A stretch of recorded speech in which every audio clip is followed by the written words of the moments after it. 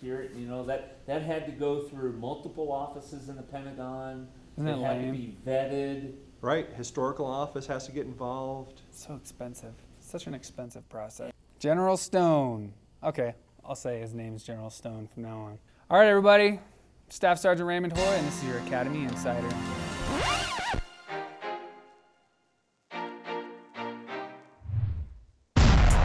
All right, I know it's been a while. I know you guys missed me. I missed you too. You probably didn't miss me that much. It's been a busy week. I went TDY, went to West Point, cover something I'm going to talk to you about in a little bit. Also went to Washington, D.C. to cover the Commanders and Chiefs Trophy.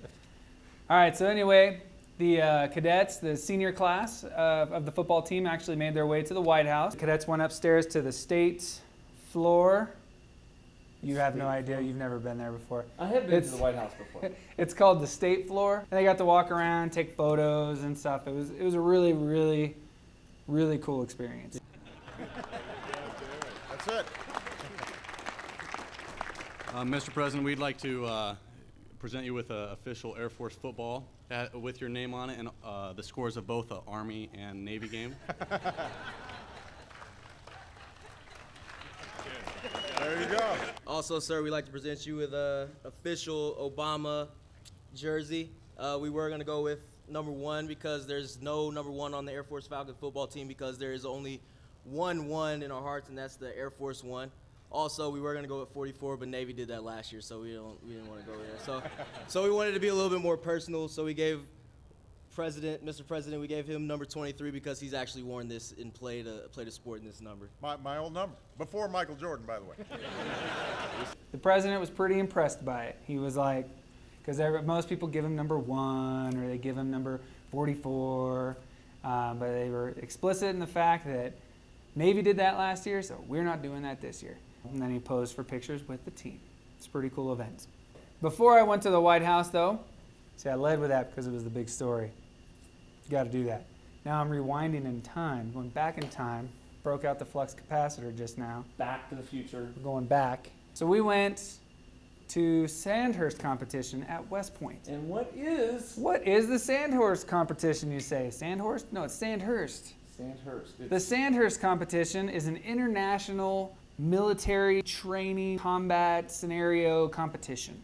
It's a pretty neat event. It started way back in about, I think it was like '67, between the Royal Sandhurst Military Academy and Which is? the U.S. Military Academy. The Royal Sandhurst Academy is? From Britain. Now they started off with combat shooting on the first day of the event. Air Force actually went first. I think that may have hurt them a little bit because it was still somewhat dark. We could have done better, but with what we were given and what we've been training with, I think we did well. They ended up being 40th out of 50 teams after the first day. Wasn't looking so good. This is what our military is going towards with this irregular warfare type of thinking, trying to get soldiers to think on their feet. We didn't do so well in the marksmanship, and that kind of left us with a bit of a time lag behind everybody else. But today the guys did a really good job, especially on some of the physical events, and moved really fast through the course, which I think is probably going to help in the end.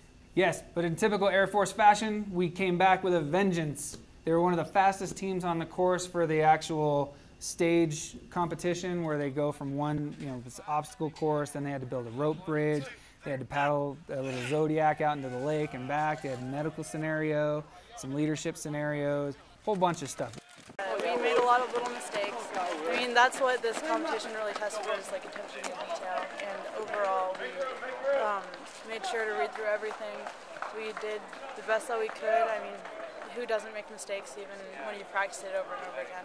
It was a really cool event. I was excited to see it, excited to take photographs of it.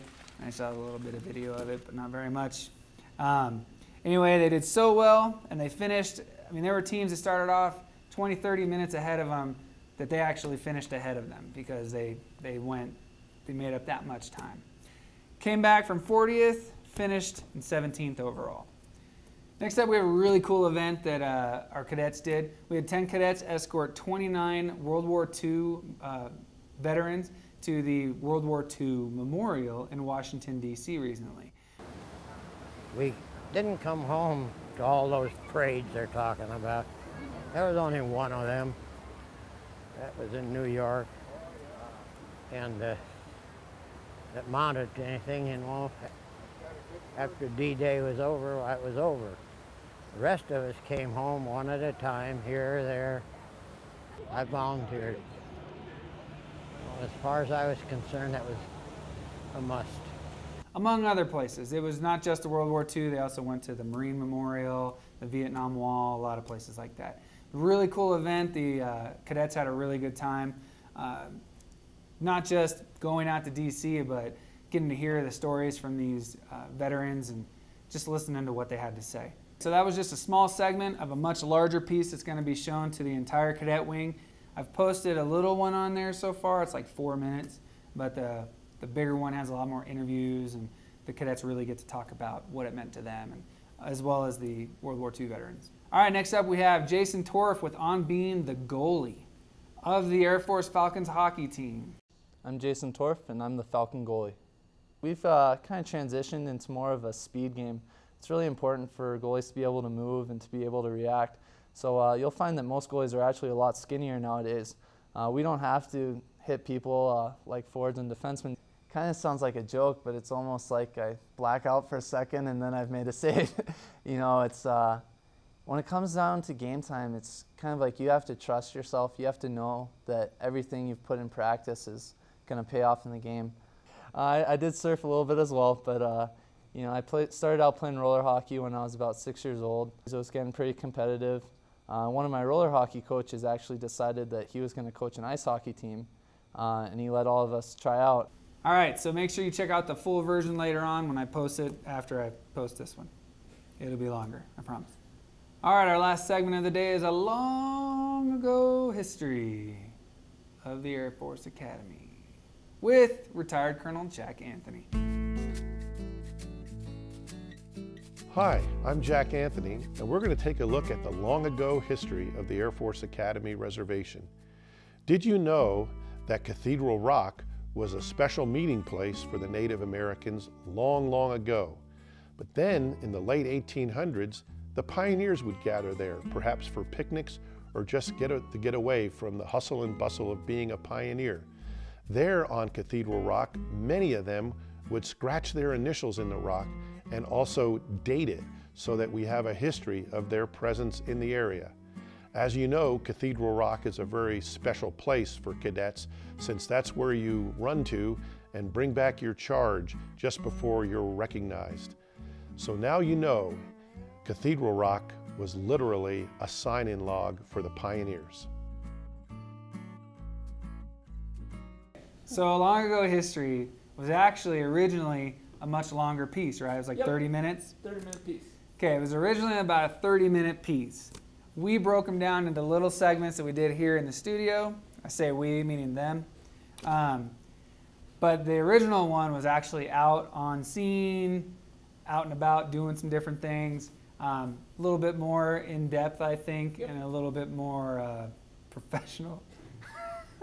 So I'm going to post those in 2 segments because the whole thing's 30 minutes, so I got to post them in 15-minute increments.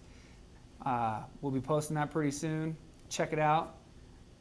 You're going to love it. Click the like button like you've never clicked the like button before. Until next week, I've been Staff Sergeant Raymond Hoy. You know, it's not exactly cutting edge like with the grungy look and all that stuff. No, that's absurd. That is absurd. The absurdity in this studio. Social media.